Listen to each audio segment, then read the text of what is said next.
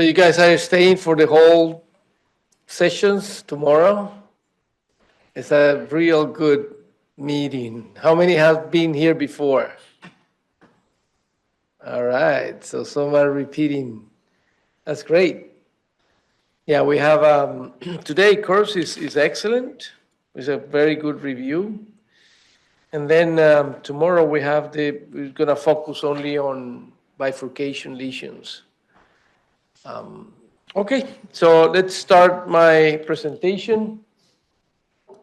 Let's see how this works. Okay, first question here. 64-year-old female, class 3 chronic stable angina and history of non-insulin dependent diabetes. She underwent a mid-LAD stenting for a 90% stenosis and proximal to the lesion. We have this lesion here. Okay, the question is C, significant calcification. I don't know why this is the first slide. Imaging was associated for TICFA. I put that because you may think there is a thin cap fibroateroma there, but what it is calcification. Next one. The lesion observed is a thin cap fibroateroma, will reflect 180 to 200 degree shadow on IVUS, is predominantly lipid rich, 1 year MACE and death can be 6% and 19%. Death 6% and 19% post-PCI at 1 year. A and C are correct. Thin cap fibroateroma, lipid rich, or B and D are correct. Which one? Over here. What do you think the answer is? You can choose one. Choose only one. A, B, C, D. D, 1 year MACE. All right. Anybody else over here? Let's go through. It's a thin cap fibroateroma? No, it's not a thin cap. We already saw it's a calcific lesion, okay? Now, will reflect 180 to 200 degree shadow on IVUS. Yeah, IVUS doesn't penetrate the calcium. So it gives you a shadow, a black shadow. That is in the arc, 360 arc, it will be 180 because this is about 180 calcification. Now, the tricky question here is the answer D, okay? Because we are all familiar with PCI on severely calcified lesions. Actually, tomorrow we're probably going to do all of them. But what we are not familiar is that the 1 year MACE, I'm going to show you this slide, death, MACE and death can be 6% for death and 19% for MACE. We'll see that. Now, very important, calcium is defined by OCT as a signal poor region, but sharply delineated borders. See? When you have signal poor lesion and no sharply delineated borders, that's lipid. The signal, which is near infrared light, will penetrate from about 1 to 2, maybe 3 millimeters, and then it disappears when you have lipid. But when you have calcium, you can perfectly delineate, and then you can actually measure what is the depth of the calcium.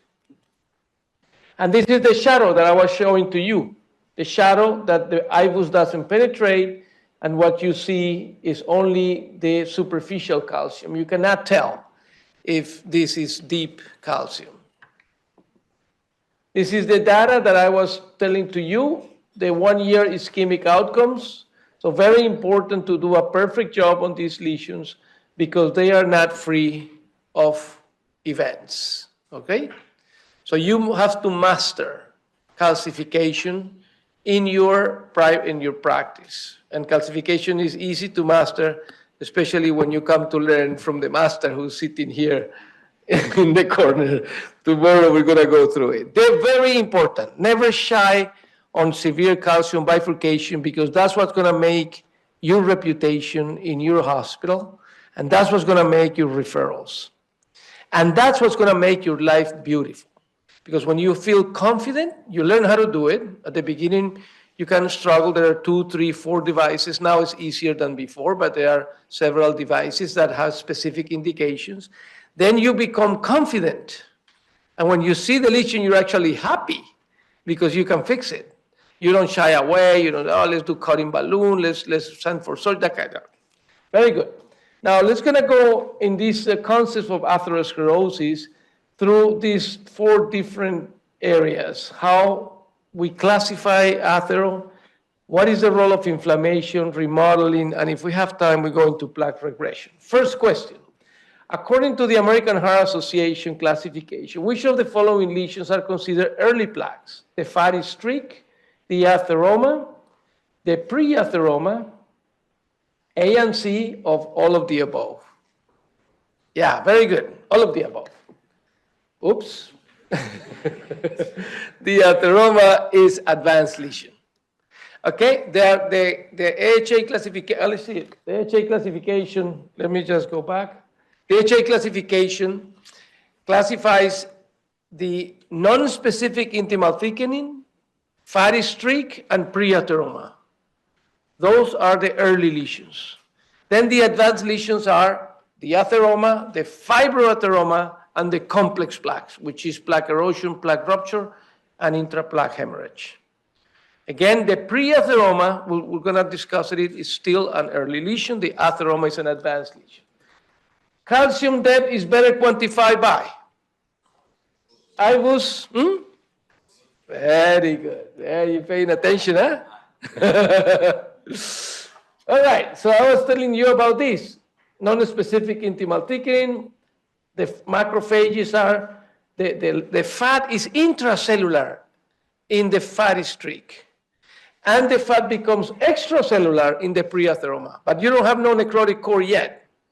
The macrophage dies, the fat gets out, and then you have lakes or pools. And we're going to see that. And then the advanced lesions, the atheroma with the fibrous cap and the necrotic core, non-stenotic, then still to be a little, you can see it in angiograms with the fibroatheroma, and then you have the complicated plaques. This is the non-specific intimal thickening, proteoglycans there. They are the goalkeepers of the oxidized LDL. The proteoglycans try to avoid that the oxidized LDL goes subintimal, but they fail, and when they fail, they become fatty streak. And fatty streak, this has giant cells that you can see in the, this is a trichrome staining with the 40X. You can do it in the 10X, 40X, you can see it better. They are 30, 40 microns diameter, huge, gigantic cells that you can see on electron microscopy. And those little drops are what? Fat, okay? That is free cholesterol. And that cell, that single cell, has, hundreds, maybe thousands little droplets of free cholesterol. And when they have so much, they cannot do their job. What is their job? Their job, you see the macrophage there? Their job is to take that FC, free cholesterol, out to the HDL, which is pre-beta HDL, through those cassettes, ABCG, ABCA1, SCR. Then the macrophage is providing the HDL, which is pre-beta HDL, with the free cholesterol, which is taken from the plaque. So it's a scavenger. That's the role. And the free cholesterol goes into the HDL and gets metabolized. That's the reverse cholesterol transport, because the normal cholesterol transport is through the LDL receptor, which is what we get better with the PCSK9. You're familiar with that. Everybody familiar with that? Okay. That's the regular metabolism of LDL is going into the liver and get metabolized by the LDL receptor. But there is this reverse cholesterol transport, which is what we stimulate for plaque regression. Okay. Now the macrophage has died. See? The lipid is out. We're losing the battle now. And it's mostly in the intimomedial junction. I'm sorry I don't have a, but that's okay. You see the M, that's the media. In the intimomedial junction, that's where the macrophage died. because that's where there's no oxygen. The oxygen, the PaO2 there is about 18 to 20. No aerobic cell will survive that kind of hypoxia.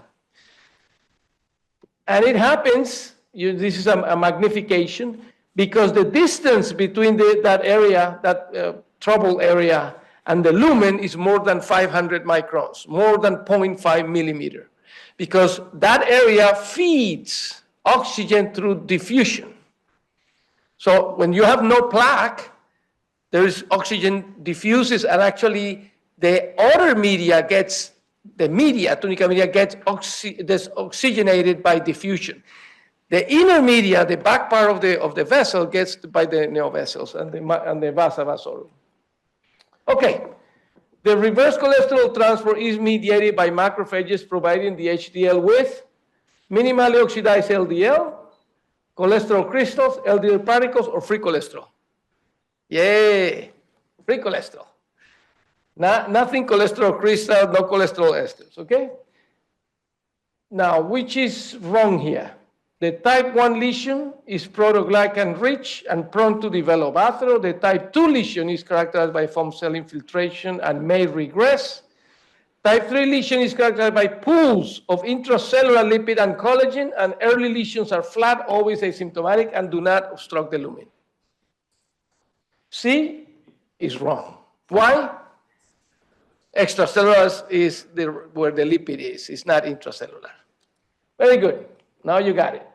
Now we're going into the advanced lesions. This is the atheroma. You have the necrotic core. This is still a very thick fibrous cap. This is asymptomatic. It progresses with, mostly because the macrophages go to die into the necrotic core. But in the process of dying, they release collagenolysis proteins, specifically stromelizing and metalloproteinases. And they are in the borders. That's when you look in the microscope and you stain for macrophages.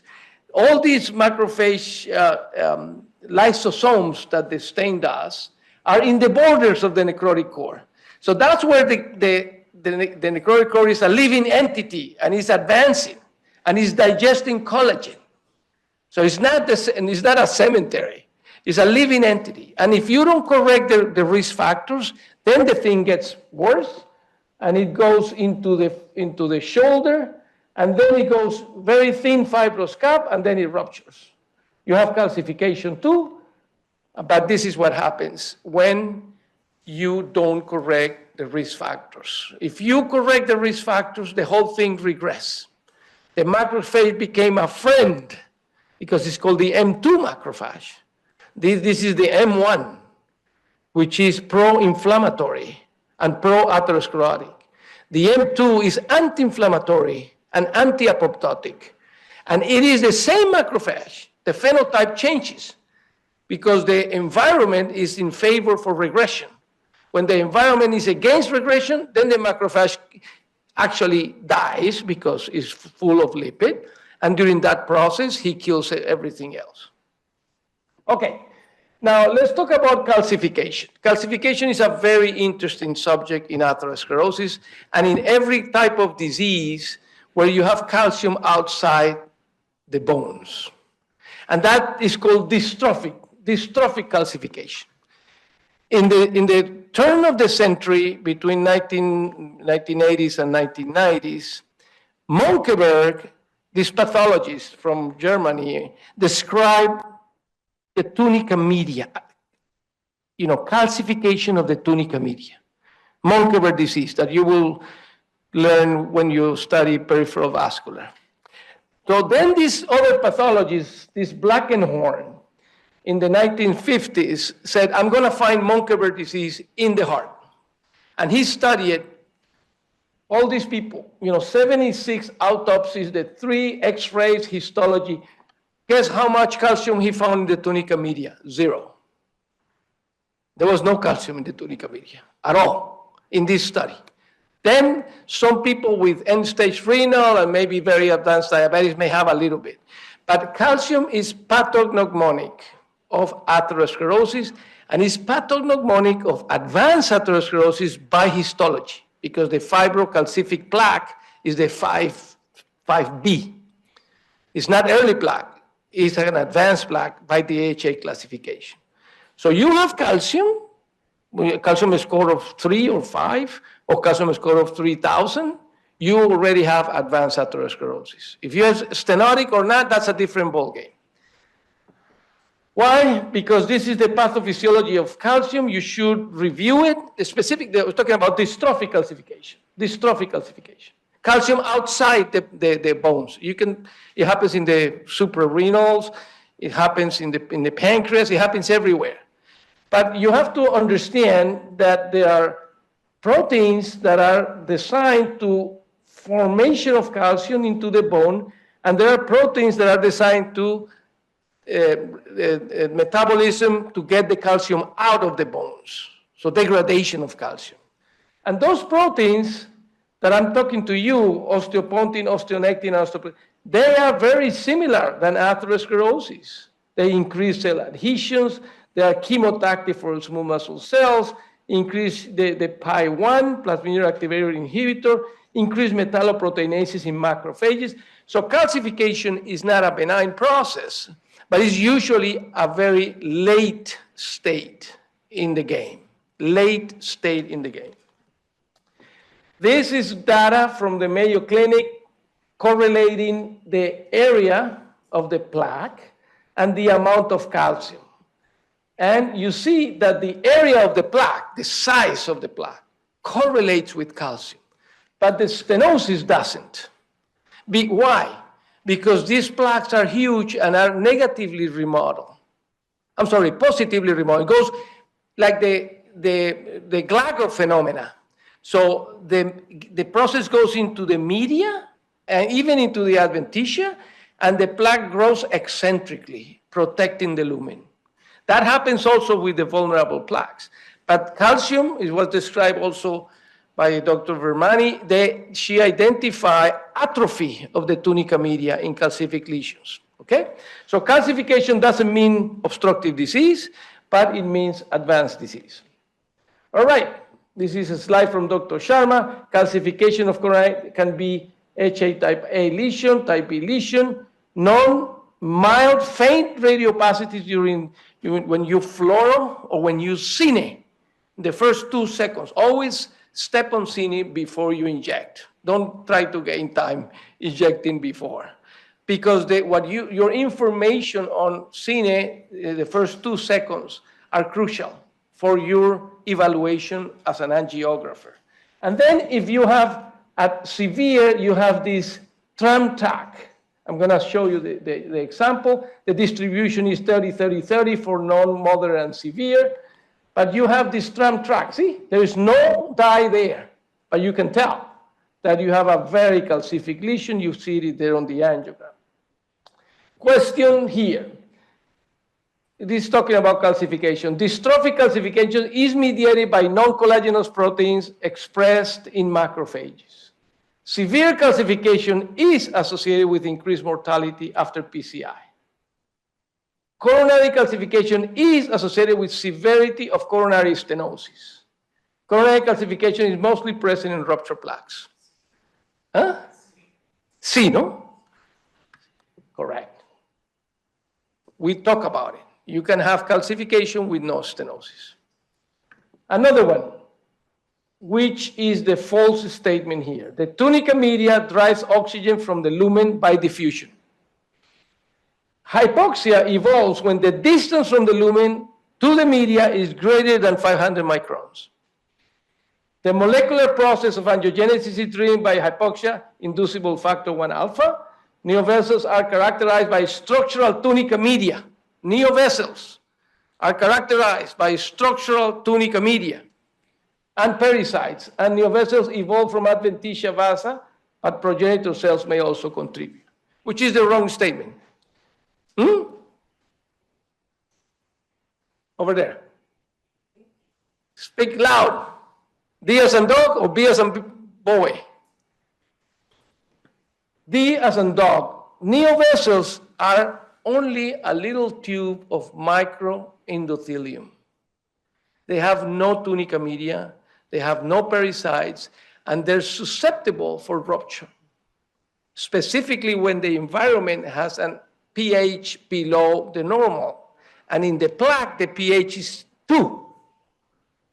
So the ability of these little teeny neovessels to provide oxygen is impaired by the environment, and they rupture. And if they rupture, you have intraplaque hemorrhage. This is the healed plaque. Let's go to another question, which is true except the false statement. Type 4 lesions have a lipid core, but still do not have a well-formed fibrous cap.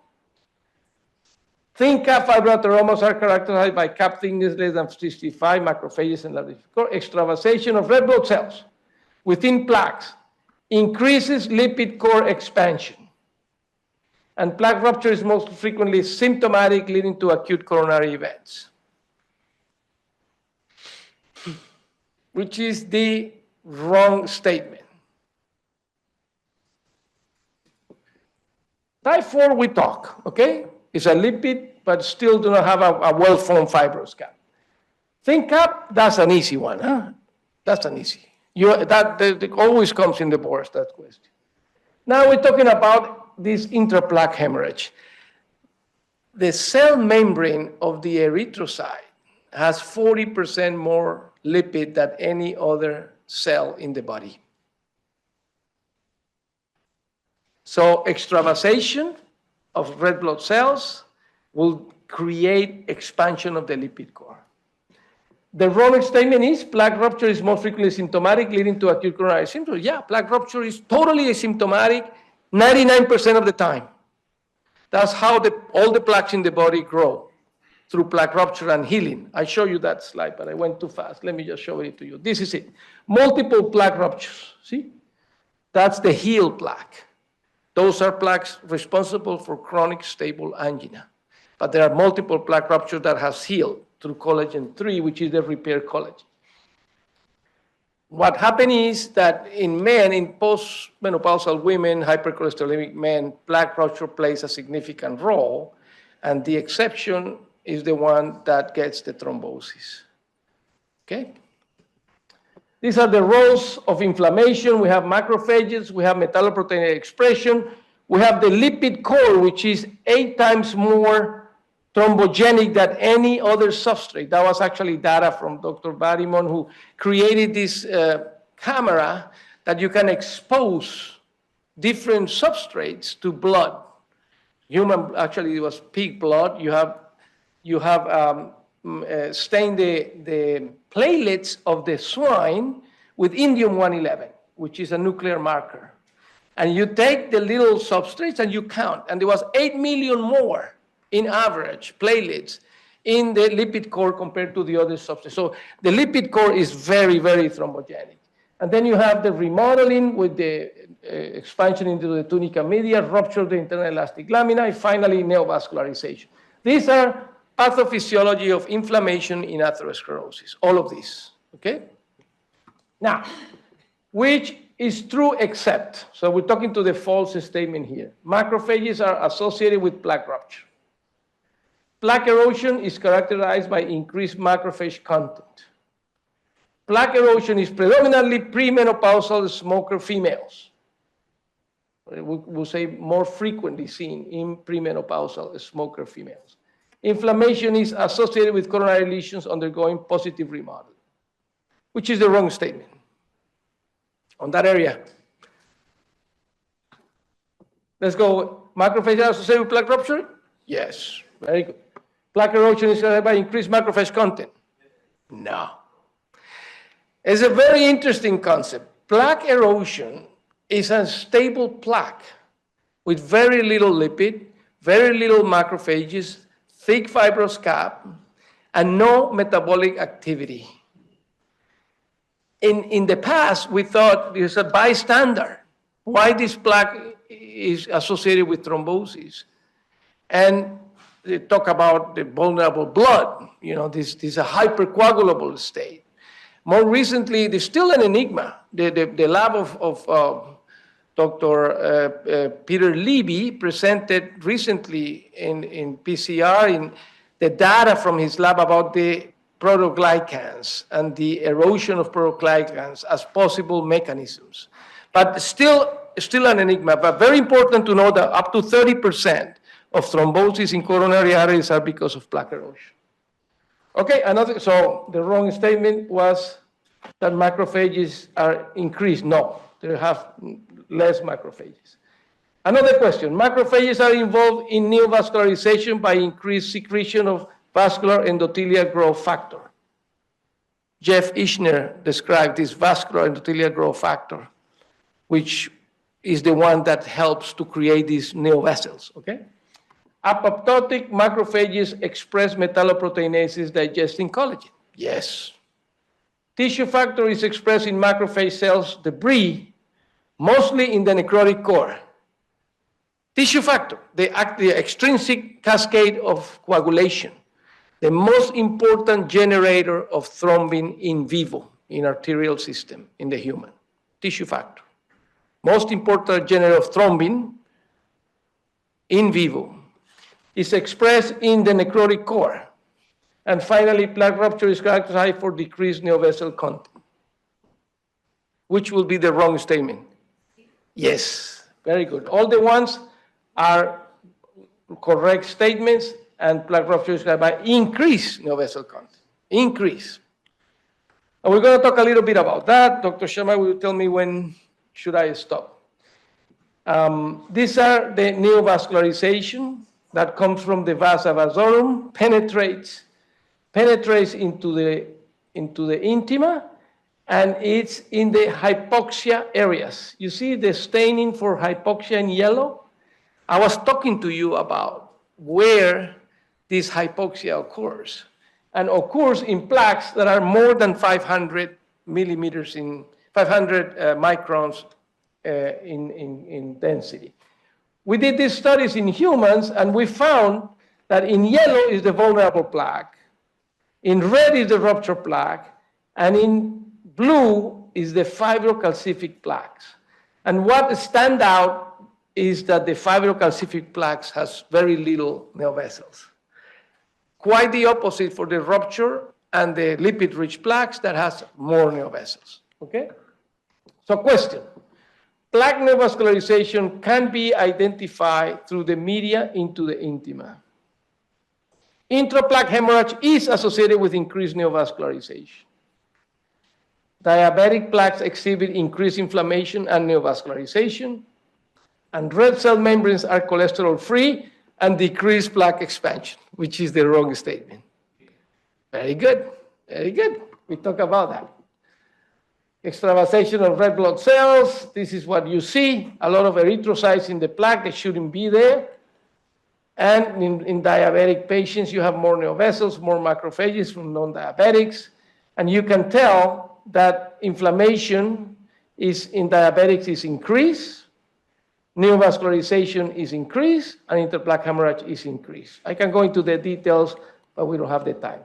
Let's go to the question. All of the following statements regarding advanced atherosclerosis are true except angiogenesis is responsible for interplaque hemorrhage. Neovessel density is increased in large calcific plaques. Collagen type 3 is responsible for healing rupture plaques. High-risk lipid-rich plaques can have as much neovessels as rupture plaques, which is the wrong statement. Should we read again? You're getting tired? What about B? Is it true statement or false statement? False statement. Yeah. You remember I showed you here? This slide shows that neovessels in fibrocalcific plaques are very low. Okay, so let's do the final question. Let me see. We go into this.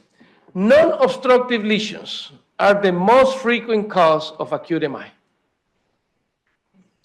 Obstructive lesions can evolve into complete occlusion silently. The individual risk for plaque progression to complete occlusion is higher in obstructive lesions. Pay attention. This is my last slide. Okay, everybody with me? Very good. The individual risk for plaque progression to complete occlusion is higher in obstructive lesions. And atherosclerosis starts in childhood and can be seen in the second decade. Okay, before answering that, let me go back here.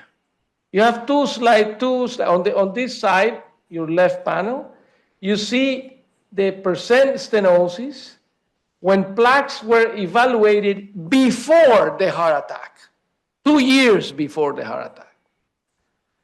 Okay, the patient comes today, got an angiogram, stent the LAD, had a 30%, 50 in the RCA. 2 years later, he had a complete occlusion of the RCA. Dr. Sharma tells the fellow reviews, says, oh, by the way, 2 years ago he had an angiogram, but the lesion was not bad.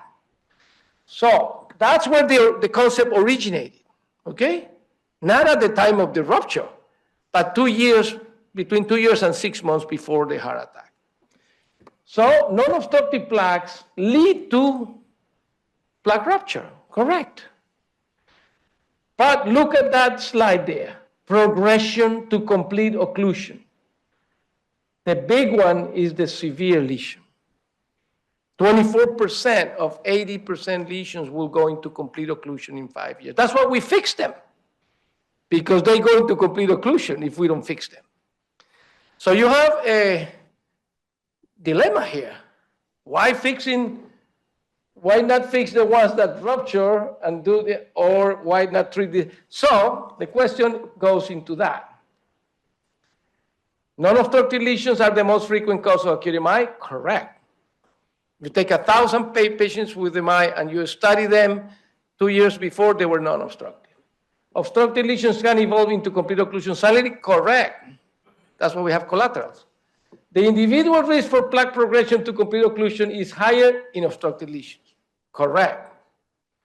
So there's only one that is wrong, because atherosclerosis starts in utero. Okay? We're done with this, Dr. Sharma. You're the next speaker? Yes, all right. Yeah. He said that all these questions, you'll have the download by the evening. All the questions will be for you. So once you go back and for later on, a lot of questions will come, and we'll try to show more question answers in this international board review. So that's what you need. Of 180 questions, even 70, 80 can come from here. And fantastic, and the questions which have been shown is superb.